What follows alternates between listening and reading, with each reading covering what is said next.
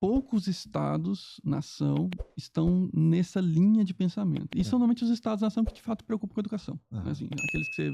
Não é a última notícia que você vai ouvir da Finlândia sobre educação. Constantemente você está ouvindo coisas positivas, ou pelo menos discussões na educação na Finlândia. Né? Mas é um exemplo. É claro que a gente tem que customizar, a gente não tem que copiar nada que está lá e trazer para cá, né, num sistema de... numa síndrome de cachorro vira-lata, não. Nós temos que fazer o que funciona para a gente.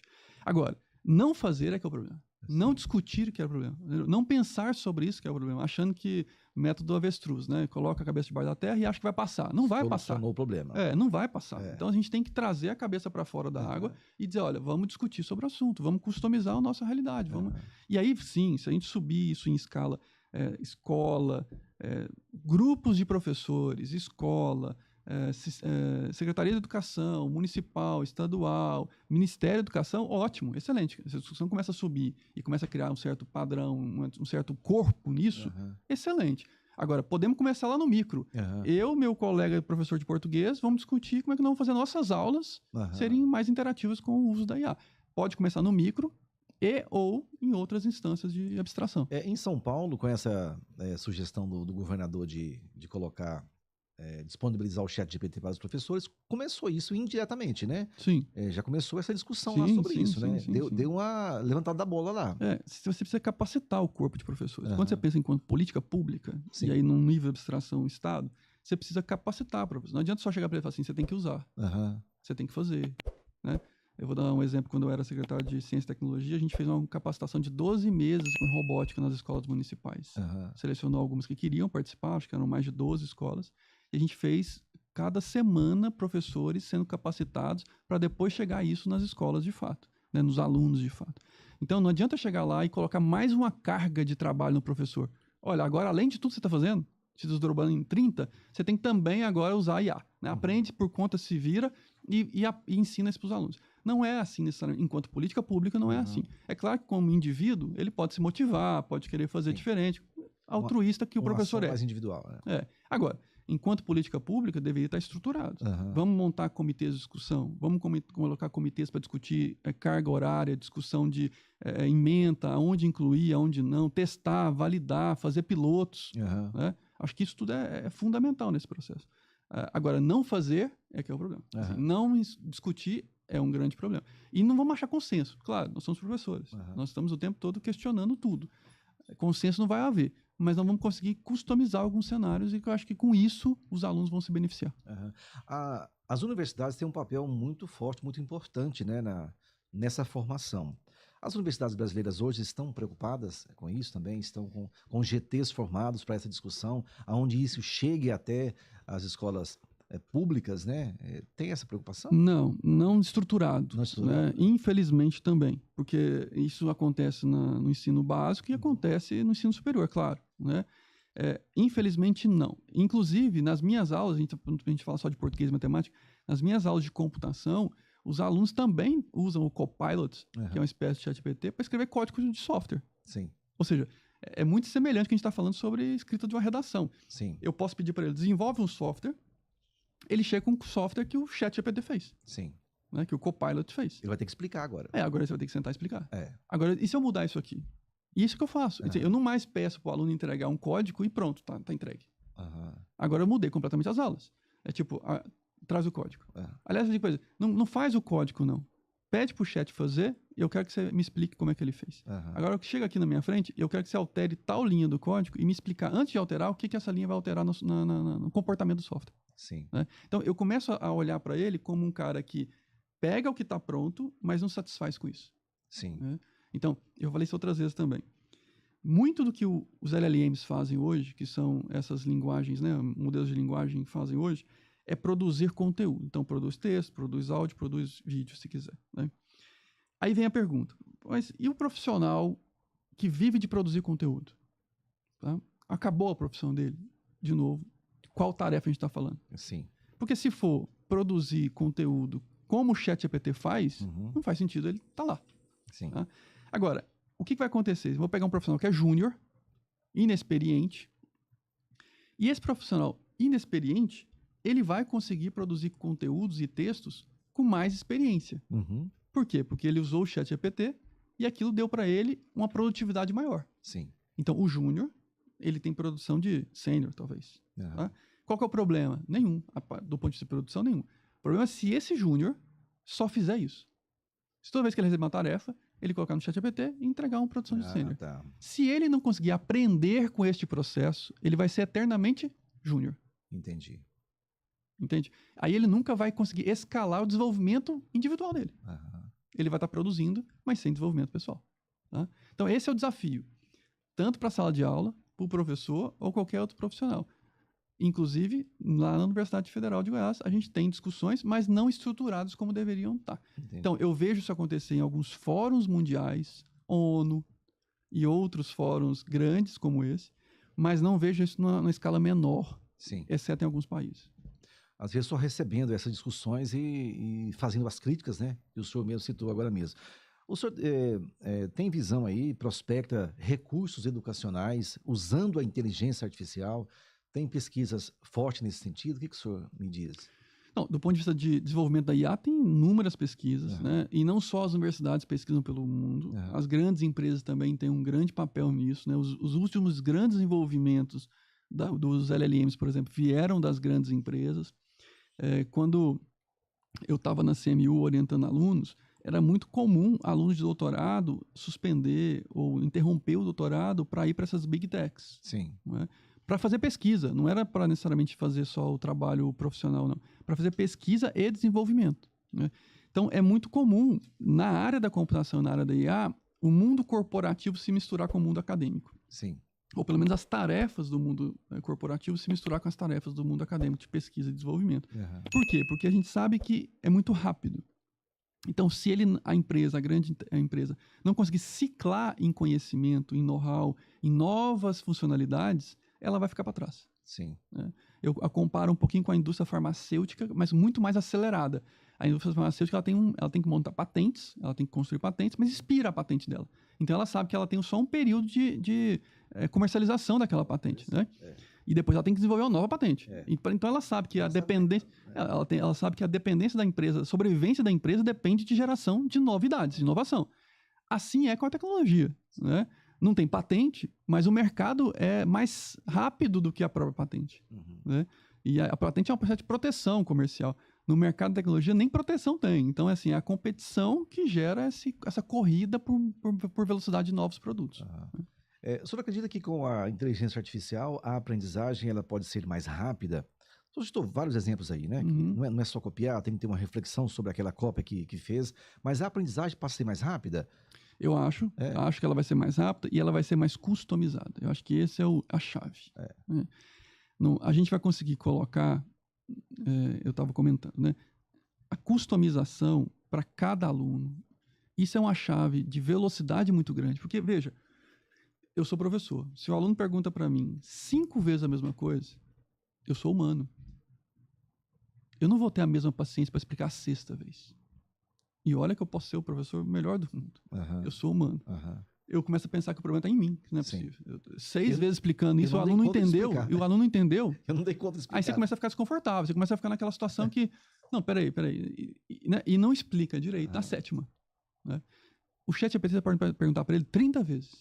Ele vai te explicar 30 vezes, às vezes mudando a forma de explicar. E por quê? Porque ele está querendo explicar para aquele aluno de forma customizada, baseado na pergunta que foi feita. Então, o que eu estou dizendo isso? Quero dizer com isso. A gente tem a capacidade hoje de criar trilhas formativas mais individualizadas. Tá? Pronto, não está pronto. Vai ficar pronto nos sistemas? Em algum momento, alguns anos para frente, a gente vai ter coisas mais bem elaboradas nesse sentido. Mas hoje, de novo, se a discussão vier de Estado ou vier de professores e conseguir customizar isso dentro de uma grade de currículo, a gente consegue, sim, customizar o aprendizagem. Quer dizer assim, eu não sei exatamente como é que você vai aprender a fazer operações matemáticas, mas o chat vai repetir a partir das suas perguntas, das suas dúvidas, das perguntas que você errou na resposta, ele vai fazer uma nova trilha de aprendizado para você. Vou dar um exemplo de um projeto que a gente está desenvolvendo lá na universidade, com alguns alunos pesquisando. A gente está gerando simulados automaticamente. Qual que é a grande vantagem disso? Hoje, normalmente nas escolas, se faz simulado a cada 6 meses. Por quê? Porque tem um custo significativo em fazer simulado. Sim. Né? E esse simulado é para todo mundo daquela série. E aí, inclusive, você compara o aluno dessa escola, o aluno da outra escola e assim por diante, baseado nesse ranking do simulado. Sim. Ótimo. Só que a gente sabe que, dependendo da pergunta que está no simulado, você favoreceu um aluno ou favoreceu outro. Perfeito. Então, quem que você está medindo, na verdade? É o conteúdo daquele aluno, ou a memória daquele aluno, ou o momento daquele aluno, ou... Então, a gente sabe que a avaliação, nós como educadores, sabemos que a avaliação é muito falha, da forma que a gente faz hoje. Né? Mas a gente vai tocando, porque não tem nada melhor, a gente vai tocando. Agora, e se eu puder, o aluno responder um questionário de 10 perguntas hoje, a meio-dia. À 13h, eu já respondo para ele se está certo ou se está errado, e já construo mais 10 perguntas baseado no que ele errou. Depois mais 10 perguntas baseado no que ele errou, mais 10 perguntas baseado no que ele errou. Com certeza, no final do dia, ou dos 15 dias, ou do mês, aquele simulado é muito mais efetivo para ele do que aquele de 6 meses. Sim. Primeiro porque eu estou pegando um filme, não estou pegando uma foto de 6 meses. Eu estou pegando um filme ao longo do processo de aprendizado dele. E segundo que eu estou customizando, porque o simulado está de acordo com o que ele não sabe, para desenvolver, para motivar, para que ele aprenda. Então, a gente tem solução lá hoje que gera simulados automáticos pautado nos erros, pautado nos temas que foram escolhidos para o simulado. Inclusive com respostas. Respostas certas e respostas erradas. Né? Que são próximos a certas para ter também uma certa dificuldade. E há previsão de chegar até as escolas, ou dizer públicas? A gente está num nível de pesquisa ali. Né? É claro que ali, essa vantagem da tecnologia também. Aquilo virar negócio é muito mais rápido do que uma pesquisa de medicamentos virar produto na farmácia. Sim. Né? O tempo para aquilo virar produto é muito rápido. Por exemplo, esses alunos que estão pesquisando estão pensando em fazer um spin-off, né? Uma startup desse produto para colocar e testar nas escolas. Inclusive, estão buscando escolas agora para fazer algumas validações nesse sentido.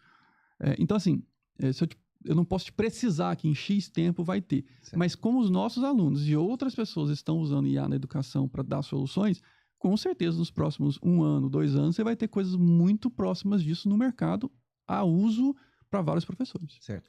De imediato, vou voltar no professor. O professor não tem essa, eu acho, né? Essa visão de uso, de mudança, né? Como que a gente pode colaborar com eles, talvez? Com eles eu me incluo nisso, né? Para que a gente tenha uma tranquilidade maior em sala de aula, né? Sim. Como o senhor mesmo disse, os alunos já chegam com as soluções, já chegam com as ferramentas, né? Com a tecnologia, e às vezes a gente não tem isso nas mãos. Sim. Eu acho que em várias instâncias. Se a gente pensar em política pública, em governo, a gente tem que pensar em capacitação. Que é mais ou menos o que foi feito no governo de São Paulo e que alguma coisa foi criticada. E assim, tem que ser também trabalhado isso com calma, mas capacitação. Não tem mágica. Se eu não capacitar, eu não tenho como cobrar. Sim. Eu pedir para que ele se vire lá e resolva, não vai ter efeito positivo. Capacitação. E capacitação passa por discussão, passa por ferramental, passa por workshops, passa por coisas pragmáticas. Mudança de currículo, ou forma de trabalhar aquela metodologia do currículo. Então é isso. Assim, basicamente, metodologia, currículo e capacitação. Eu tenho que mexer nisso. Tá? Se eu não estou disposto a mexer nisso, esquece. Assim, fica só na conversa e aquilo não vai para frente. Tá? Então, do ponto de vista de governo, capacitação, currículo e grade, né? Assim, nesse sentido de conteúdo e metodologia. Beleza. Do ponto de vista do professor, é uma mudança comportamental. Sim. O professor está acostumado, às vezes alguns deles, a dar a mesma aula há 30 anos. Do mesmo jeito, o mesmo conteúdo. Por quê? Porque matemática básica não muda. A matemática está lá. Vai continuar sendo as operações de soma, subtração, divisão, multiplicação. Então, ele acha que porque o conteúdo não muda, teoricamente a aula também não precisaria mudar. Sim. Só que a gente esquece que as gerações mudam. E aí que está o segredo. A gente tem que capacitar também, e o professor tem que entender também, que como é que lida com essas novas gerações. Porque você só reprimir tem o seu limite. Sim. Você vai reprimindo, e aquilo vai virando, né, vai crescendo. Vira um tsunami daqui a pouquinho. Porque você não consegue reprimir mais, tá o diretor brigando com o professor brigando com o aluno tentando segurar aquele tsunami que está chegando. Né? Vai estourar. E vai estourar. Vai estourar. E vai passar por cima. Né? Então, eu acho que tem que ter um processo de mudança mental. Sabe? Como é que você enxerga a educação? A educação é chegar na sala de aula e despejar aquele conteúdo. Se for isso, não tem muito o que fazer. Agora, se a gente começar a mudar a mentalidade pro tutor, né, pro cara que vai filtrar o conteúdo, né, a pessoa que vai realmente conduzir a trilha de formação, aí é outra visão de professor. E eu sei claramente, assim, muitos estão me ouvindo agora dizendo, é fácil falar, tá na federal, tá na universidade, não sabe o que passa nas escolas. Acredite, eu sei o que acontece nas escolas públicas e privadas, básico e ensino médio. Eu sei que não é fácil. Eu sei que é muito difícil lidar com esses adolescentes, com essa geração em sala de aula. Muito. Chega em níveis de desrespeito altíssimos, assim, coisas absurdas acontecem em sala de aula. Né? A gente sabe disso. Só que a gente também não pode usar desses pontos negativos para justificar a mudança necessária que a gente tem que fazer. Sim. A gente tem que fazer uma mudança em sala de aula. Isso é fato. E como? De novo, capacitação e mudança de modelo mental de posicionamento do professor em sala de aula. Numa visão mais global, em outros países, como está essa discussão da inteligência artificial, formação de professores, de alunos? Eu tenho alguns exemplos. Assim, Estados Unidos, e detalhe importante, Estados Unidos também não é só, igual no Brasil, né, não é só um país. Tem no mínimo uns 6, 7 países dentro dos Estados Unidos, né, do ponto de vista cultural. Assim como nós. Assim como nós. Né? Então, o pouco que eu conheço dos Estados Unidos, né, eu vou falar ali da região de Pittsburgh, da Califórnia, que eu conheço um pouco mais, são bem diferentes. Ali na parte norte dos Estados Unidos, ali, né, Pittsburgh, Nova York e tal, existe uma preocupação muito forte em conteúdo ainda e menos em comportamental. E no sul da Califórnia, né, ali na Califórnia e sul da Califórnia, muito mais comportamental de conteúdo. Né? Mas detalhe, algumas escolas na Califórnia, elas retrocederam também. Elas foram para uma linha muito mais digital, de colocar tudo em telas, e agora elas voltam com trabalhos mais de manuseio, de tato, de comunicação, de soft skills. Tá? E eu, se eu fosse apostar, o profissional de sucesso dessa geração agora que está na escola é o da soft skill. É o da comunicação, o que se comunica bem, é o que analisa bem, é o que consegue interagir melhor, é o que consegue ter visão. Não é o conteudista. Não é. Porque eu digo sempre nos meus alunos, eu tenho aluno de mestrado e doutorado, né? Eu falo, olha, te passar conteúdo é fácil, desde que você tenha comportamento. Agora, te passar comportamento, mesmo que você tenha conteúdo, é dificílimo. É difícil. Né? Então, eu seleciono aluno de mestrado e doutorado muito mais pelo comportamento que pelo conteúdo. Porque orientar uma pessoa durante 4 anos que não tem comportamento, você vai fazer o doutorado por ela. Entendi. Profundo também. Isso, não é? Né? Então, se eu não trabalhar na escola básica comportamento, não adianta querer salvar a geração como sendo com conteúdo. Não vai dar conta. O senhor citou aí a Finlândia, né? Que está dando um passo atrás, né? Tá retroagindo num bom sentido, tirando a tecnologia, me parece. Não tirando um pouco a tecnologia da sala de aula. Sala de aula, né? Para ser um pouco mais humano, talvez, né? Para dar espaço para interações humanas, para dar espaço para manuseio, para dar espaço para olho no olho, para dar espaço para esse tipo de... Não que eles estão dizendo que a tecnologia é ruim. Sim, perfeito. É a dose, né? A diferença entre o remédio que salva e a droga que mata é a dose. Né? Então, medir a dose. Aqui ultrapassou a dose. Nessa geração, nessa faixa etária, aqui nesse momento, não é lugar para colocar isso. Agora, aqui, na outra geração, nessa outra tecnologia, nessa outra metodologia, já dá para pincelar isso aqui. Excelente, né? Excelente. E, pessoal, qual que é o maior desafio nosso? Não é só a inteligência artificial, né? Com a tecnologia, né? Com as redes sociais, com o que vem chegando para a gente a todo momento, né? Sim. Qual o maior desafio meu com a tecnologia, do senhor, com os nossos alunos, né? Sim. Bom, deixa eu falar um pouquinho como é que eu enxergo essa evolução tecnológica também, né? Eu costumo fazer um paralelo muito com a revolução das comunicações. Quando a gente olha, e isso passa por fake news lá na frente, eu vou comentar um pouquinho. Quando a gente olha como é que a gente evoluiu a comunicação do ser humano, a gente começou com a comunicação gestual, lá nas cavernas. Depois passou para a comunicação oral. Sim. Depois para a comunicação rupestre, né, de pinturas. Depois passou para a escrita. Depois escrita imprensa. A imprensa começou a pulverizar 1 para N. Assim, uma pessoa escrevia e N pessoas liam aquilo. Antes era 1 para 1, né? Eu comunicava com você gestualmente e conversando com você. Quando chegou depois da imprensa, veio a rádio broadcast. Então, de novo, um falando e vários ouvindo. Né? Então, aí TV, visual, um falando. Aí chegou a internet. Então, você mudou a paradigma de 2 vezes. Você mudou a paradigma de 1 para 1, que era um falando e o outro ouvindo, só lá no gesto, na fala, no oratório e tal. Saiu para 1 para N, um falando, produzindo e N consumindo. E agora na internet é N para N. N para N. N produzindo e N consumindo. Exatamente. Qual que é o problema do N para N? É que quando você era 1 para N, esse 1 que produzia tinha chancela, tinha crivo, tinha seleção. Né? Perfeito. E o N que consumia sem filtro, porque tipo, já tinha filtro na produção. A royalties ninguém questionava. A royalties carimbavam a notícia, aquela notícia era verdadeira. Era. Né? N consumia, todo mundo assistia Jornal Nacional sem questionar o que estava sendo falado no Jornal Nacional. Né? Então era assim com a rádio, era assim com a TV. Chegou a internet, esse consumidor continua sem filtro. Porque ele nunca aprendeu a ter filtro na seleção dele, no olhar dele. E o produtor também agora não tem filtro. Quem filtra a produção? Você tem criança de 10, 11 anos de idade, com milhões de acessos no YouTube, com conteúdos que quem filtrou? Com que maturidade aquela criança tem para chegar no filtro e dizer, de pensar no que está falando? Então, aí virou o que nós temos hoje. N produtores sem filtro, N consumidores sem filtro. É por isso que as barbaridades acontecem. Né? É por isso que você vê pessoas se matando na internet, porque é a barbaridade de sem filtro na produção, sem filtro no consumo. Entendi. Então, como é que vai ser a nossa vida nesse cenário? De muita dor, por enquanto, até se estabilizar num platô onde a gente vai conseguir falar assim, pô, agora incluímos ética, incluímos moral no processo, incluímos filtro no processo, regulação. Então, quando vai vier a regulação da fake news, ela tem que passar pela história da produção. Quem se responsabiliza pela produção? E uma criança de 11 anos, ela não pode ter um canal no YouTube? Se pode, quem vai regulamentar esse canal? Quem vai dizer que aquele conteúdo é apropriado ou não? Quem é o consumidor daquele canal? Então, assim, se a gente não... mas tem o direito de livre expressão. Sim, mas é a livre expressão doa quem doer?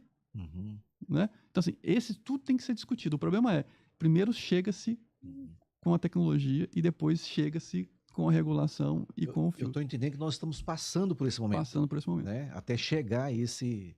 E vai vir outras tecnologias, tá? Que aí eu não quero... vale outro programa, mas a gente tem que começar a aprender a fazer isso rápido, porque isso não vai parar. Sim. E a dor vai aumentar. Então, por exemplo, daqui a pouquinho vai chegar a biologia artificial. Sim. Sintetização de células, né? AlphaFold e outras tecnologias nesse sentido. CRISPR já está aí, Cas9 já está aí, que você consegue alterar geneticamente o indivíduo em vida. Está aí, barato para fazer. Né?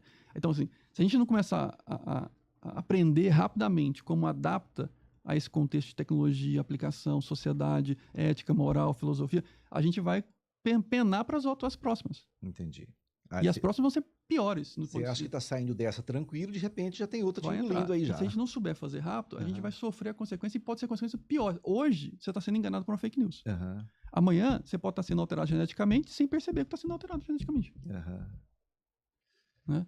Então, assim, isso, de novo, é uma questão de conscientização, aprendizado, educação. Educação, para mim, está no topo de qualquer conversa sobre essa. Esse é o propósito nosso aqui, tá? Professor, nós temos que fazer mais uns 4, 5 podcasts. Vamos fazer. Passou muito rápido. Muitíssimo obrigado, professor. Imagina. Acho que a gente sai diferente, né? De uma conversa dessa, né? Que bom. Excelente, que bom. Excelente. Muito obrigado, tá? Que bom. Espero voltar mais vezes. A gente está à disposição. Obrigado. Eu que agradeço o convite. Espero que todos que estejam ouvindo tenham refletido um pouquinho sobre o tema, né? Que isso possa provocar aí nas escolas, nos debates, mais conversa, consciência, plano de trabalho em cima disso, menos aquelas discussões de concordo, discordo, né, polarizadas, mas no sentido de como é que nós vamos construir algo que a gente concorde, né? Como é que a gente vai aplicar isso de fato e dar algum resultado? Como é que a gente vai lidar isso? Né? Ao invés de opiniões, vamos para fatos. Isso. Né? Olha, eu acho que... Então, vamos validar. É uma tese, você está achando. Então, vamos validar essa tese. Vamos colocar isso em prática para ver se isso realmente acontece. O que a gente coloca em prática para validar as teses? Que teses nós temos? Porque eu falo sempre, né? Melhor que as respostas são as perguntas. Sim. Então, se eu formulei boas perguntas, vamos tentar achar as respostas para essas perguntas. As provocações são excelentes. Né? A gente não pode ficar parado. Então, fico à disposição. Até a próxima. Obrigado a todos. Muitíssimo obrigado e até o próximo episódio. Tchau, tchau.